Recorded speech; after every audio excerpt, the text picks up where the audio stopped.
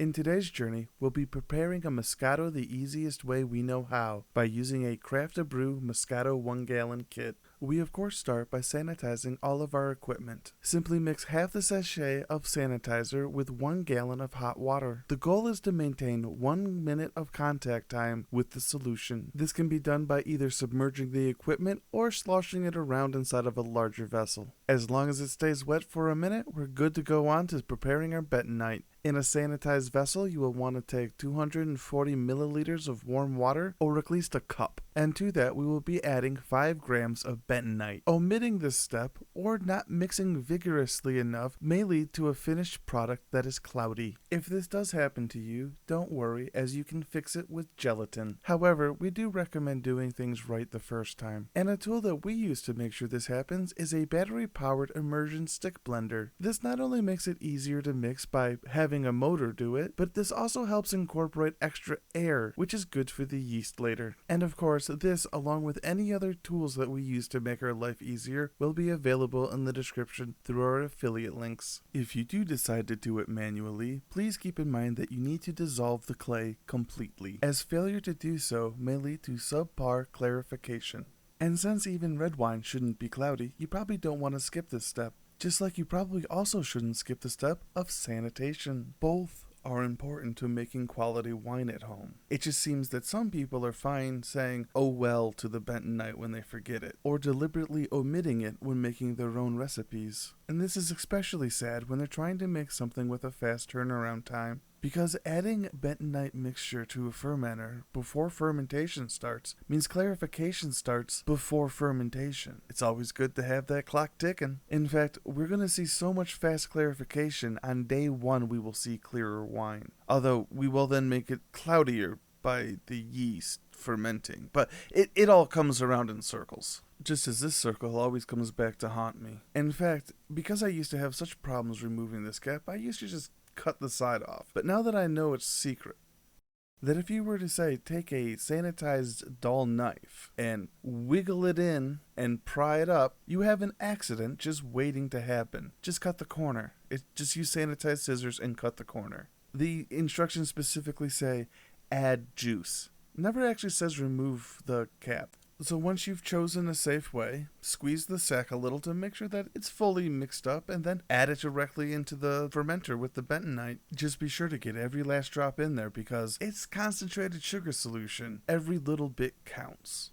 And it seems no matter how hard you try, there'll always be some left behind, so don't stress out too much, as we're going to rinse the juice pouch out with water to get all the flavor. This is especially important when you're trying to have consistent results from batch to batch. After all, it is potential alcohol, and you did pay for it, so you may as well add the remnants after they have been properly mixed. But please note that if you're going to go that deep with the bag into the fermenter, you should probably sanitize it. Next, we're going to add water till we reach the 1 gallon mark. Because if you just added a gallon of water, you'd have way more than a gallon of wine. Some fermenters come with the graduations already marked. If yours does not, you will need to mark it yourself. We use a measuring pitcher and grease pencils, available in the description. Unfortunately, you would have to have done this before making the wine, so yeah. As over or under adding water will either make your wine stronger or weaker, and could have problems clarifying. But once you are happy with your level, let's mix thoroughly to make sure that everything is mixed thoroughly. This is actually more important than you may think, as if you have pockets of extremely high or low sugar content, you can have problems fermenting. Either it could kill the yeast by having too much sugar, or harbor bacteria if there's not enough. Something else that's happening at the same time is aeration. Yeast love oxygen at this point, and in fact, they're going to consume all of the oxygen that we put in here to help it really power through fermentation later.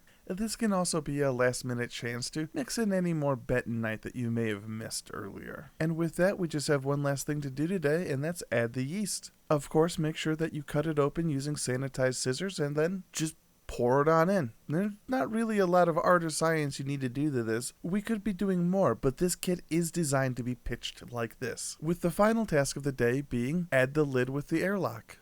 Make sure it's sanitized, of course. It would be a shame to do all this work and then just top it off with a dirty lid. That'd be weird.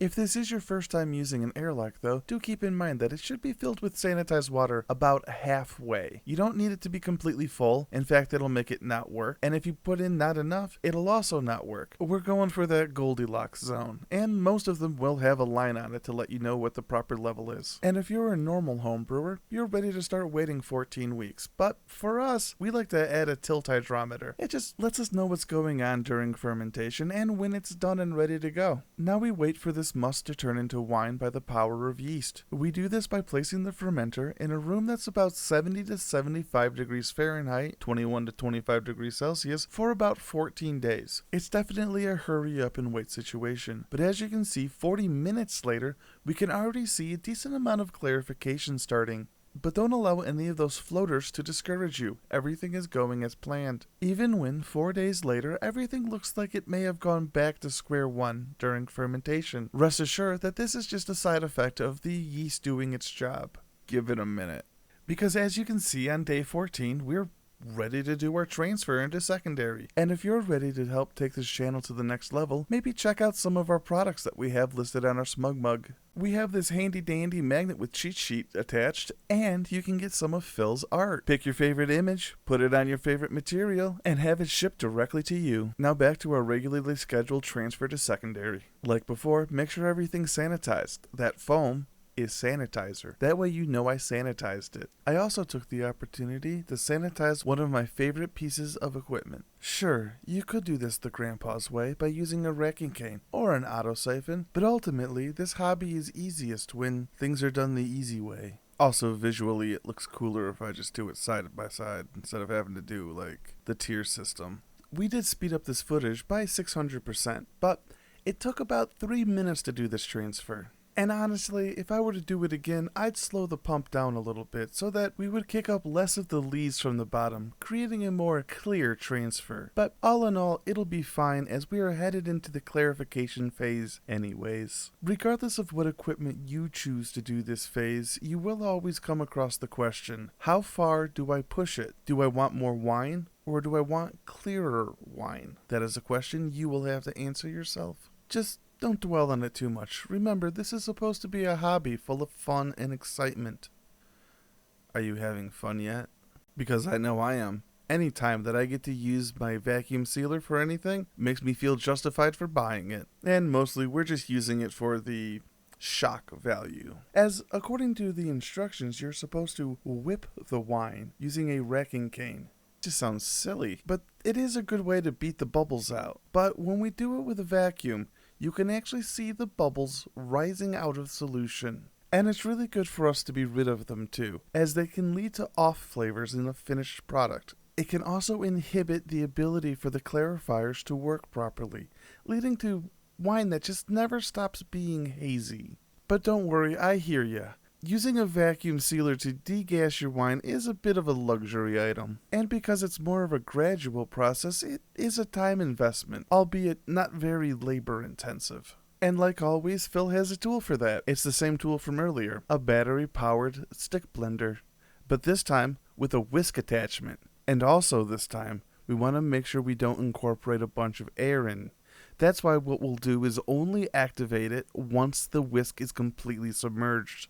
We sped it up, but give it a good 5 to 10 minutes of this and you should be degassed good to go. But now that we're done fermenting, we want to move on to a phase where we will no longer ferment. We will do this by adding the stabilizers and mixing for 5 minutes, using sanitized scissors of course. This particular blend consists of potassium metabisulfite and potassium sorbate.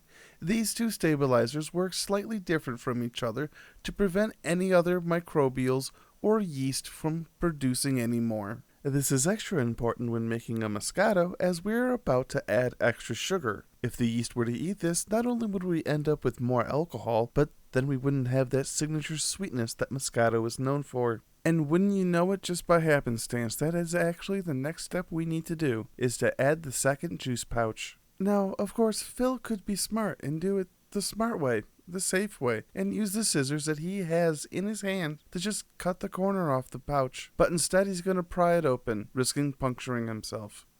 like an idiot. But luckily this isn't rocket surgery, so it's pretty straightforward. Just like last time, we're going to pour as much in as we can get, but as you can also see, there's still some residuals left behind. And that's why what we're going to do is add a little bit of some bottled water. We like to use bottled water so we know we're not introducing any bacteria at this point.